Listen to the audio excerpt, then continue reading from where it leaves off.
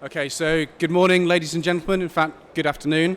My name is David Pope. I'm the marketing director at Jumio. And today, we're here to learn how fraudsters are targeting the online gaming industry. And we're going to do that by interviewing a convicted ex-fraudster, Mr. Tony Sales. Now, fraudsters love online gaming in their spare time and in their work time.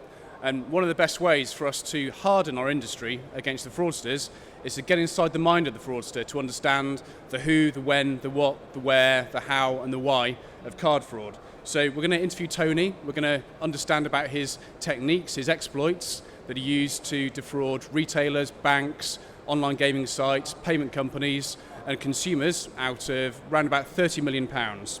So firstly, though, I'd like to take a moment to introduce Jumio, if I may. So Jumio, we're what we call a computer vision company. What I mean by that is that at Jumio, we think it's, quite frankly, old-fashioned that these days people still have to type their data into websites when they want to buy something. They still have to type their data in when they want to create a gaming account, deposit funds. And so we think that these days the computers and devices should do the work for people. So at Jumio, we've made a series of what we call computer vision products that embed into APIs, into apps, into websites, so that when a customer comes along to a site that uses Jumio, all they have to do, whip out their payment card, whip out their driving license, hold it up to the webcam, wave it in front of their mobile phone camera, and Jumio scan those documents and inject the data into the account creation process, the deposit process, and feed that data into the transaction. The result, a slicker checkout process, a quicker checkout process, and by and large, a quicker checkout process means less abandonment. So Jumio has actually been proven to reduce abandonment and help increase conversion on gaming sites, online retail sites, and financial services sites. So now, I'd like to introduce Tony. Tony was labelled by Britain's largest selling newspaper as Britain's greatest fraudster. As I said earlier, he defrauded the industry out of £30 million, went on the run for 6 years, was convicted in 2004 and 2010. But what I would say is that today it's meant to be treated as a learning exercise, so please put away your cabbages, and it's very brave of Tony to come here and face people he might have previously defrauded. So Tony, let's start with some of your quote achievements. Tony, you weren't just any criminal. You worked with some of the UK's most notorious crime families. Yep. And you scaled your fraud into a gang, and you had a gang of people working your scams for you, and you scaled it so it worked like a business. So can you please give us some insight into the gang that you built and some of the people you had working for you? Yeah, so as Dave just said, I work for lots of crime families in the UK. So drug dealers have a tendency of running off with money, and the notorious crime families need to get their money back. They would then come to me and say, look, we don't really want to kill these people, we'd sooner have our money back. What can you come up with? And then I'd come up with elaborate scams and all different types of things to just, instead of the person getting killed, we get the money in different ways. We remortgage their house, we say that it weren't them, and we keep going, opening up lots of different fake bank accounts and just loads and loads of different things. In the end, I had a team of around 50 guys that I work with on a daily basis. I had 5 captains. I run the whole team like a business. It was strict. No one knew what my position was in the structure. I was always at the top of the chain. I never told anyone apart from my 5 captains. The people that I worked with on a daily basis never knew where I lived or anything like that. It was always kept how it should be, away from anyone else, because obviously if you start telling people where you are, people start talking and you get caught very quickly. I was able to commit fraud over a span of 25 years, so I was quite good at it. So you and your gang, how did you go about stealing identities, card details, bank account details, and log-ons to gaming websites? Log-ons for gaming websites came later. In the beginning, it would start with, Blockbuster Video, for instance. Used to record information on people's name, address, date of birth, all stuff like that. So I started to take out a young lady that worked in there, and then I started to be able to understand how the computer worked, and got into Blockbuster's computer and just extracted the information really easily. Quickly moved on, and the more money you make, the more money it creates. And so I was able to then meet people that actually work in centres that they're employed to destroy data. So let's say you go for a mortgage. When you go for a mortgage, you give all your information into the mortgage company, and the company keeps all that data. So they're supposed to destroy it, and they, a lot of the times they don't. Now, in the past, I've bought a room half the size of this room, full with Hessian sacks of mortgage offers. Every single piece of paper was a mortgage offer. And I gave the guy 10 grand for the room, and I actually made back 3 million out of that. So out of that one room. Right, okay, so that must kept you quite busy for a while. Yeah. What about some of the more everyday exploits that your gang use to do ID theft? I mean, one of the most common ways that we all know about is phishing, whereby you call somebody up and you engineer details out of them. How did you do that? Yeah, I mean, there's, phishing's always been around. People say, "Oh, it's a new crime." It's not. Phishing's always been around. If you can relate it back to, many years ago, there was a thing called Spanish letters, and Spanish letters could be messages in bottles and stuff, and people demanding money and could you help me, and now we see the phishing scams today that have evolved because the internet's out there and has opened up the world into a huge place. So all frauds are old frauds with a new spin on them.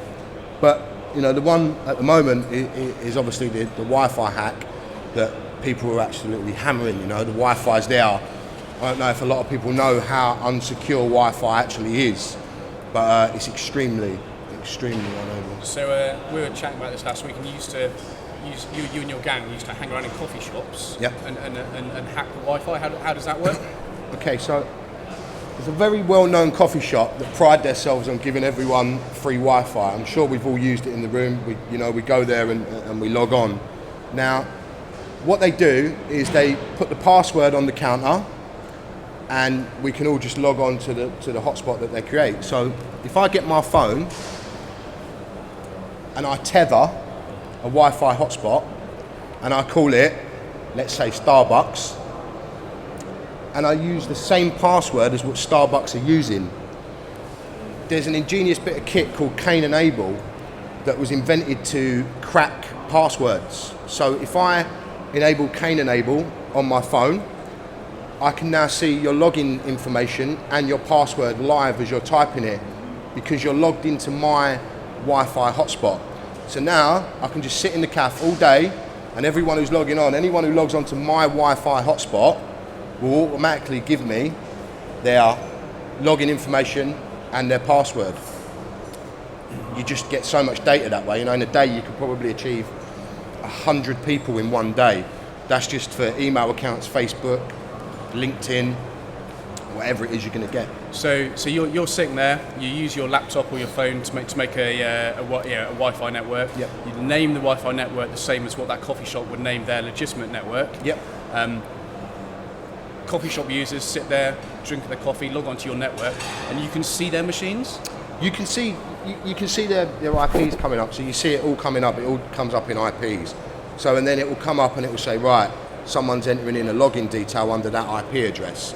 So then it will show you, and you can go in and look, and you say, right, if it was Dave Smith, it may be Dave Smith. Dave Smith logged into his email account, and his password was 123. It will show you that. You just take a screenshot of it and go to the next one. It's really easy. It's not complicated at all. And so then you sit there and just at the end of the day or half a day, you've got the logins and passwords, their online banking, their social media, their supermarket shopping. Online banking is a little bit different. You can't actually get into the online banking in that way because it's secured in a different way. But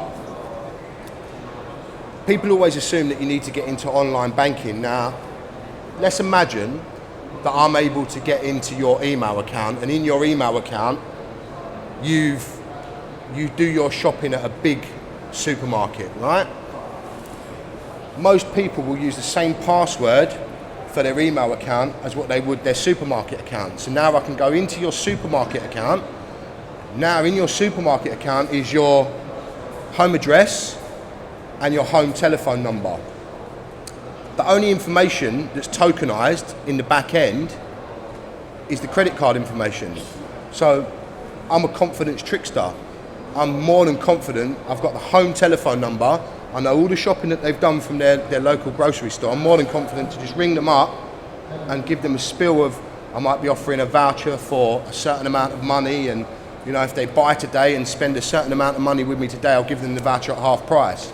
So that then enables them to give me their credit card information over the phone.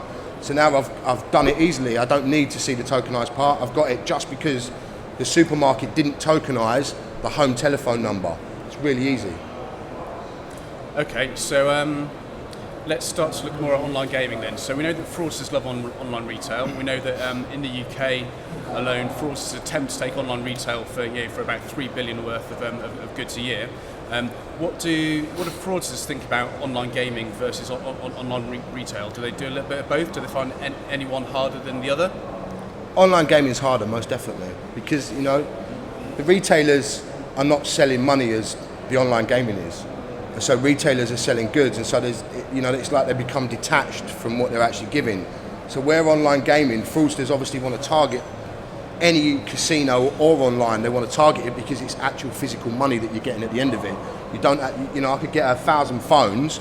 I've still got to sell those 1,000 phones. But if I can get, you know, £1,000 from the gaming site, I've got £1,000. I don't have to worry about selling anything else. I've got that. So the security is always much harder on gaming sites, definitely.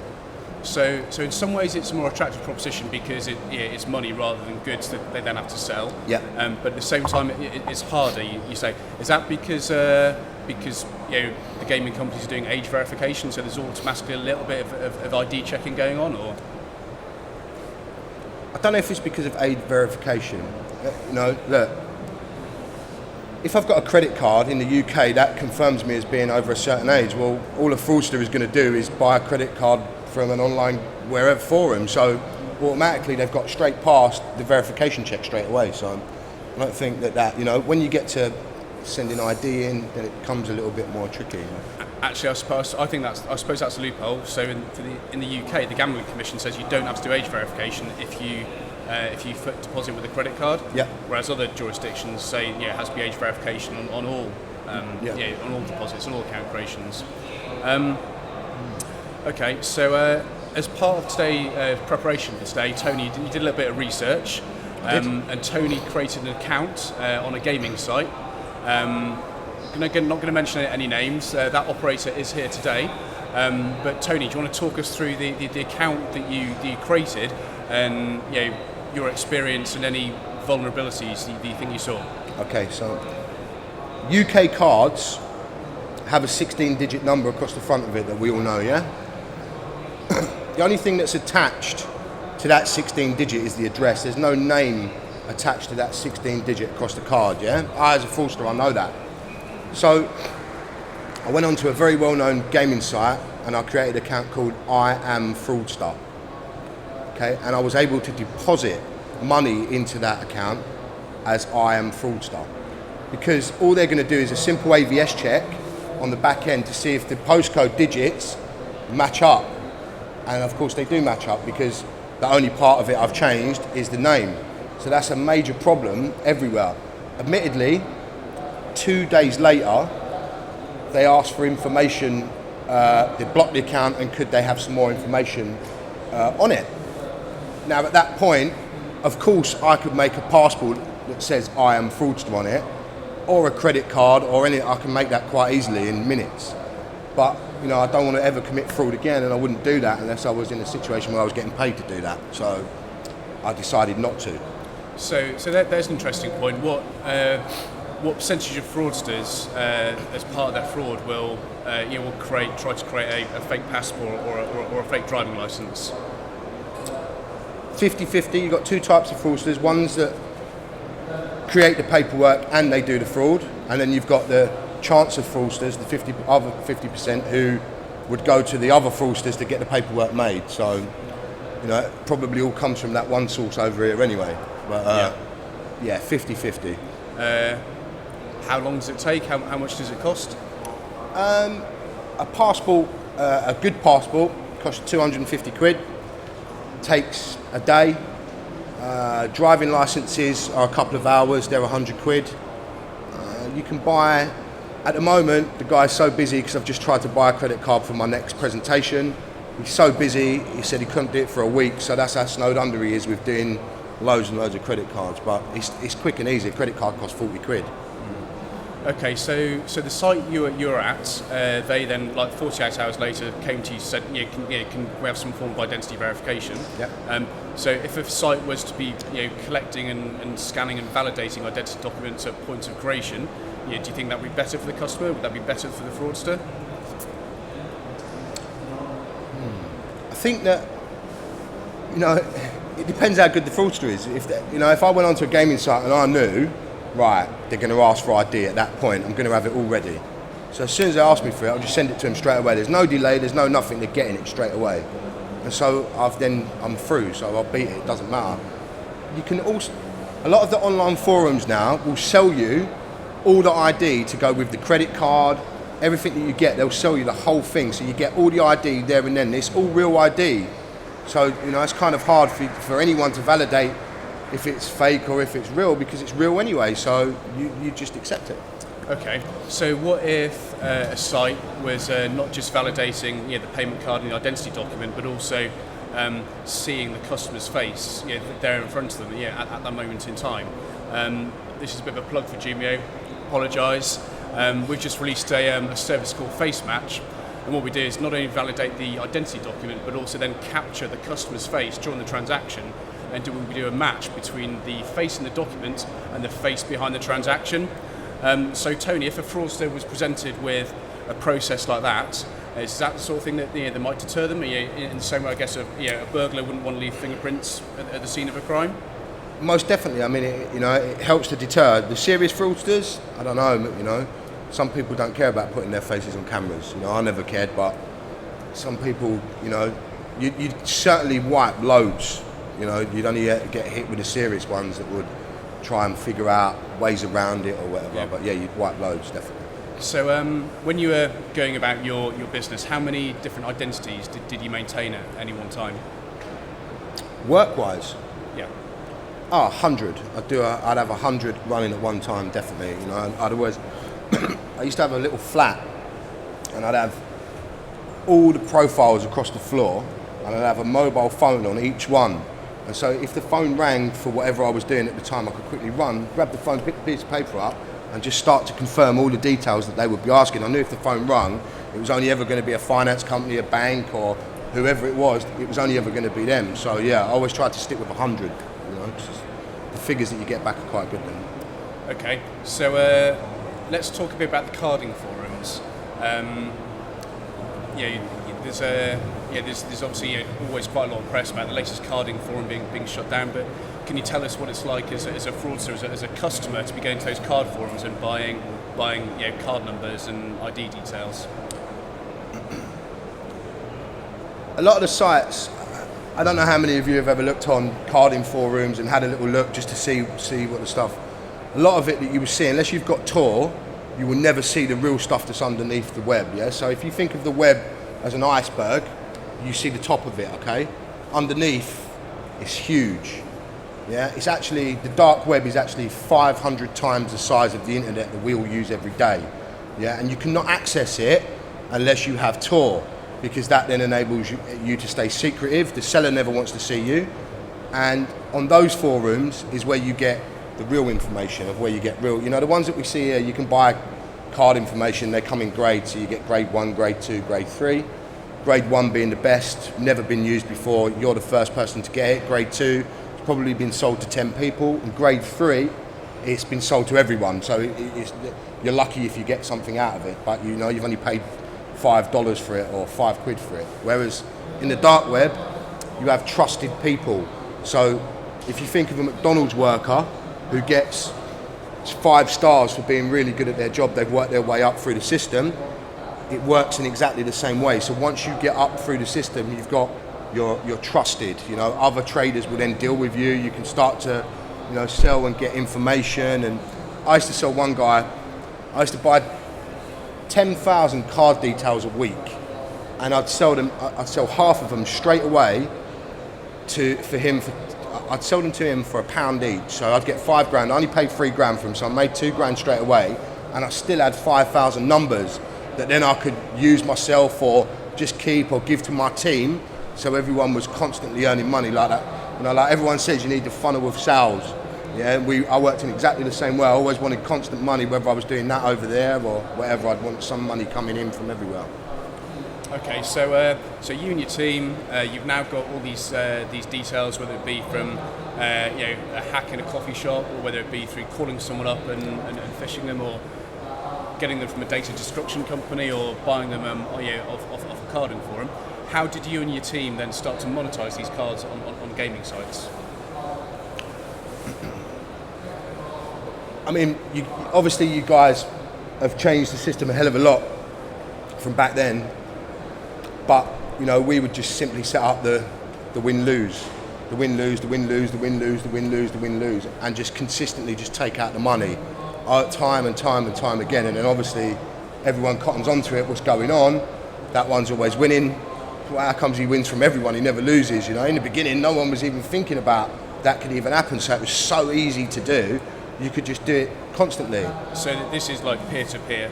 Yeah. So in my team, let's say, you know, the computer guys, I probably had around 20 of them that would be out there doing the computer stuff on a daily basis.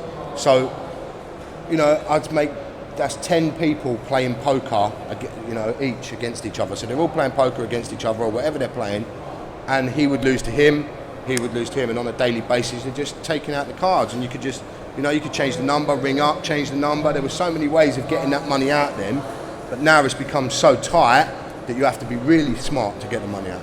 So when you got your guys, you know, playing against each other, would you be blatant about it, or would you build up a good player history first so as not to arouse suspicion? In the beginning, it didn't matter. Totally didn't matter. You didn't need the good player history or none of that. Obviously, as time went on, you start to realise, oh, hold on a minute, I need to build that one for a while and just build that and take that and, you know, lose, win, win, lose, win, lose, win, lose, win, win, win, lose, win, win, win, lose, lose, win, win, win, win, win, win, win, win, win, and then you take the money. Yeah, because equally as the gaming sites play to win, so does the fraudster.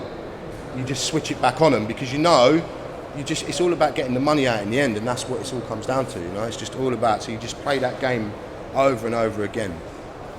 Okay. Earlier you mentioned the Silk Road and Tor. Can you just give us a bit more detail behind, you know, exactly what they are and how they're different from carding forums?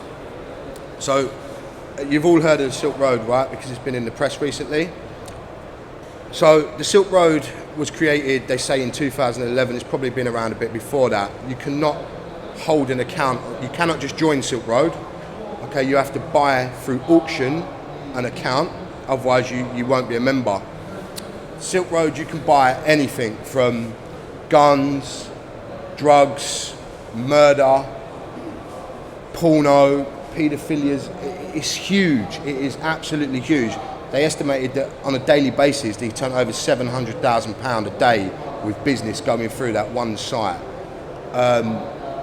It's a massive, massive site. You know, I've been a member of it for ages. Obviously, the account's shut down now because they shut them down. But yeah, I mean, it was. If you know about it, it's something really good. Tor, I don't know how many of you know what Tor is, but Tor allows you to go into the dark web, and you can't actually access the dark web through Google, Yahoo. You can't actually, it will not allow you into it. When you download Tor, that then hides your browser, and then you're allowed to access the web. So it makes it very easy. Okay, so when you're buying card details and gaming site logons, you know, how much are they? Let's start with the cards. Grade 1 cards, 80 quid.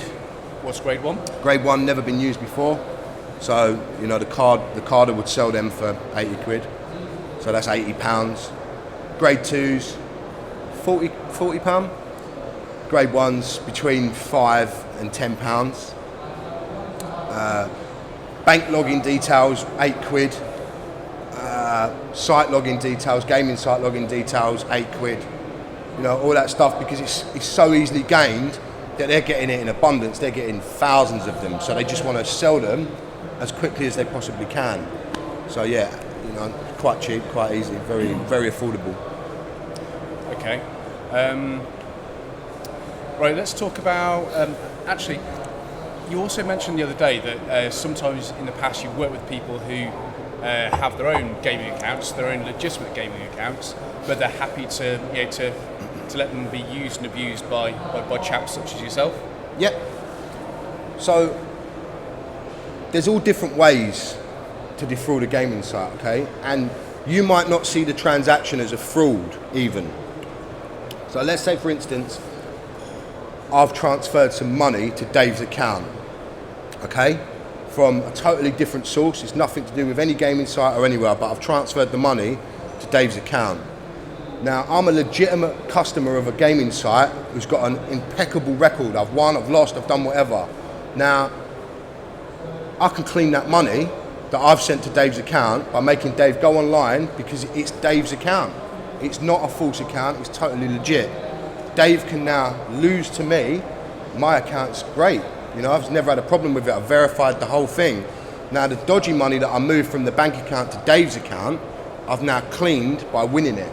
And so it comes back for me. So in actual fact, what they're doing is using gaming sites as a laundering process. It's very clever, it's just simple, it's just not hard. You guys are going to pay the money out in the end and we'll take it, thank you. It's easy. Okay, what other scams would you have with the people that you give money to play this on your gaming site? Yeah, so I could give Dave, for instance, I could say to Dave, right, I need you to build an account that's really good. So I'll give Dave 200 quid and I'll say, bet that, play that, bet that, play that, bet that, win, lose, win, lose. So Dave now builds he gets himself like a good rating within the gaming site, yeah? So then I say to him, right, Dave, I'm going to give you £1,000 now. Pay that £1,000 in, yeah? And then give me your login details, right? I'm going to log in from a different location and I'm going to get rid of all that money into my good account over here, right? So then now Dave rings up the gaming site and says, someone stole my £1,000. The gaming site then says, okay, sir, we need to investigate. They then go and investigate. The money then gets paid back to Dave. So I've got the £1,000 already that I've given Dave. Now we've got another £1,000 because the gaming site's paid it back. So I then give Dave 300 quid and say, thank you very much. That was quick and easy. Dave gives me the 700 quid and I made a £700 profit very quickly. But when you times that over my team of 50, that's huge. And that can happen every day. No one's going to even think like that. Because as far as you guys are concerned, someone's hacked Dave's account. Dave's lost his money. It was, he never gave his password to anyone. Although he did, he's going to say never. So, very easy. Okay. What about bonus abuse? Did you have any exploits or ways to monetize no deposit bonuses? Yeah, of course. If you offer money to someone for free, and you put these rules in that says, yeah, but you have to play 50 times to win or lose, but you've given me 34 quid, if you do that in huge amounts, the money that you can actually get back is quite high. So you would play, lose, and still go through that whole process of the 50 times. So you go through the whole thing, and out of 100 accounts that I might be running, maybe 10 of them I would get through that whole process. So now 10 of the accounts are all worth 1,600 quid. So that's 16 grand. We looked at a site last week where we noticed that one gaming company was giving away 34 quid. So it was so easy that once you went through that whole process of, the winning and the losing and the winning and just, going through the 50 times, that just keep working the 50 times deposit, it's easy, but you're doing it on a huge scale. And there's people out there that actually make a living from just doing that. And they make a good living as well. But how does the economics of that stack up? Surely that's quite a high cost to have lots of people working all those accounts to wager through 50 times the deposit. There's a guy I know, he pays people £1 to do this, and where they live in the world, £1 is a lot of money, and they sit there all day and do nothing but do that all day. What are they doing? They're just sitting at a computer tapping away. They might be on their phone tapping away, and all they're doing, it's all about just getting that bonus and working the bonus to get it to that either the £1,000 or the 1,600 quid. It's just all about getting it to that amount. And like I say, this guy, where he lives in the world, labour's really cheap. It's not expensive, and he does this on a daily basis, every day. Okay, so let's talk a little bit about mobile then. Do you see mobile as being more attractive to fraudsters than desktop channels?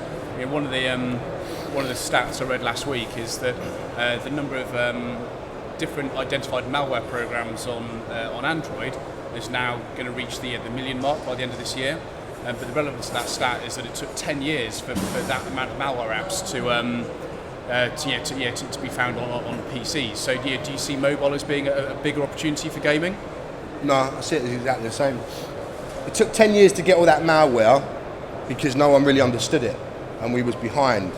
So now mobile phones have come out. Of course it's not going to take as long because the malware is already there. So that stat's doctored for whatever purpose it's doctored for, probably.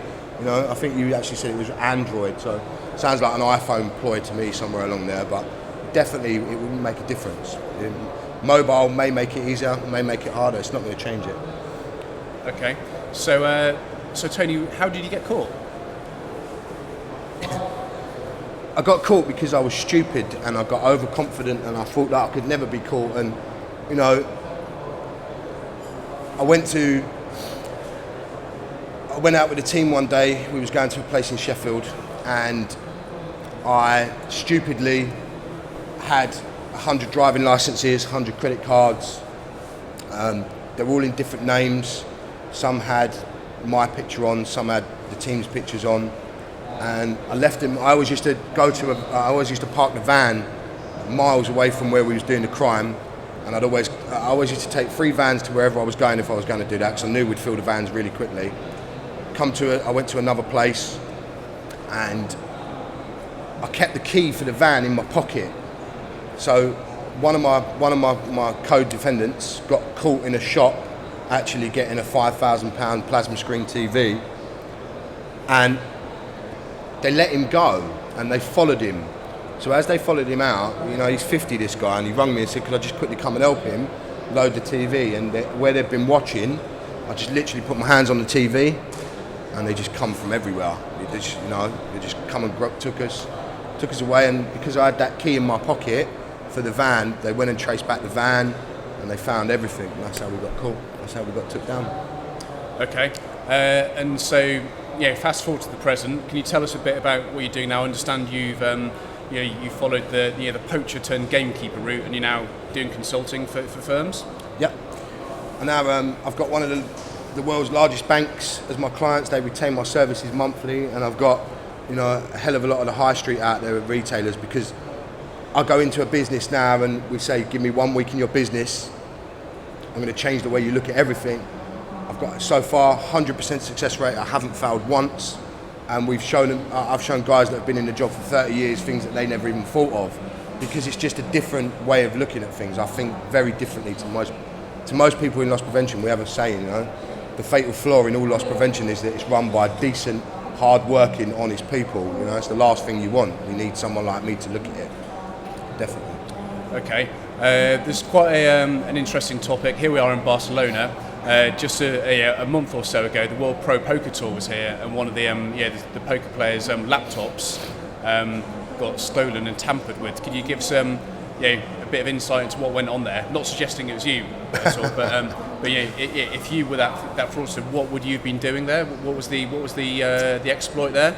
Well, the intention was obviously they wanted to get into the room to put some sort of keylogger onto the computer, and the guy whose computer it actually was got knocked out of the poker tournament early. So the people that went into the room wasn't expecting him to come back as early as what he did. And so obviously they took the computer out of the room, took it away to go and do whatever they were doing with it.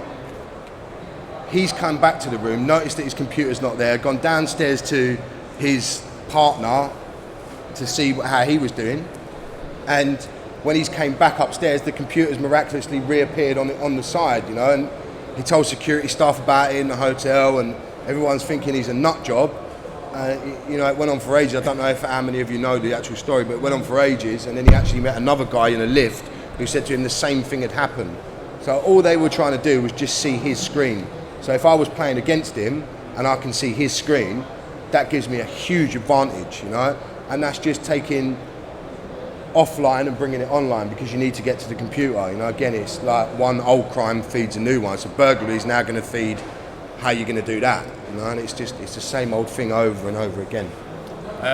One of the fraudster exploits I read about previously was that a fraudster would be on a social networking site or on the social channel of a gaming site and start talking to people about where the best sign-up bonuses are, and they'd send someone to this site, say, I'll go and have a look at these sign-up bonuses you get here, and the site that he's sending the person to is actually a site that he controls.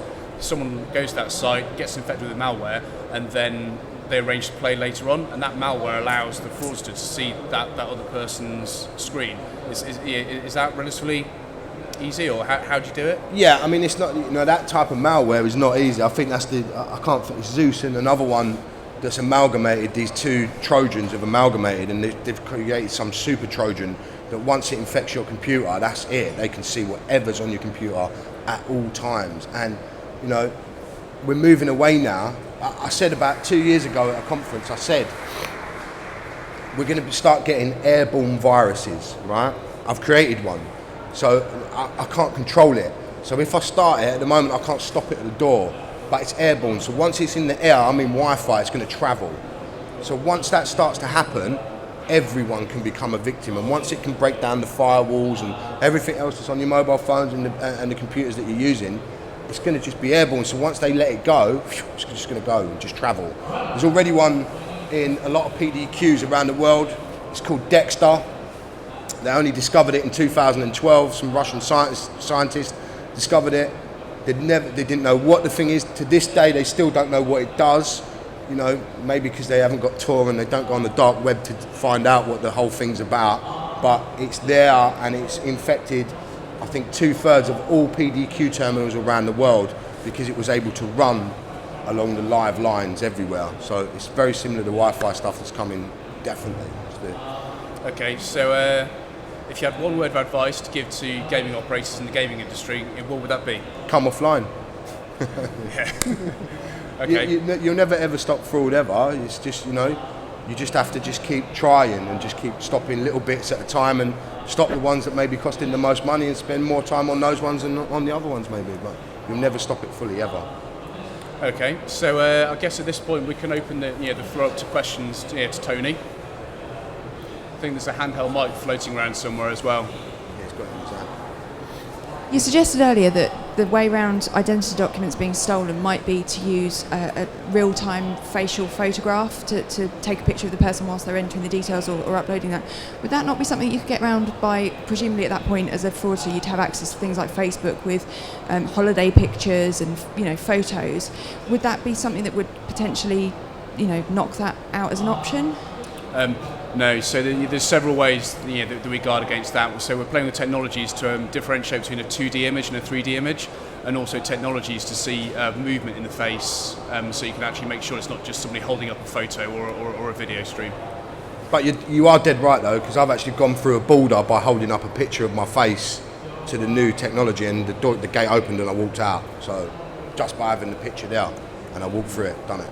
Cool, right. Tony, thank you very much for your time. You're welcome.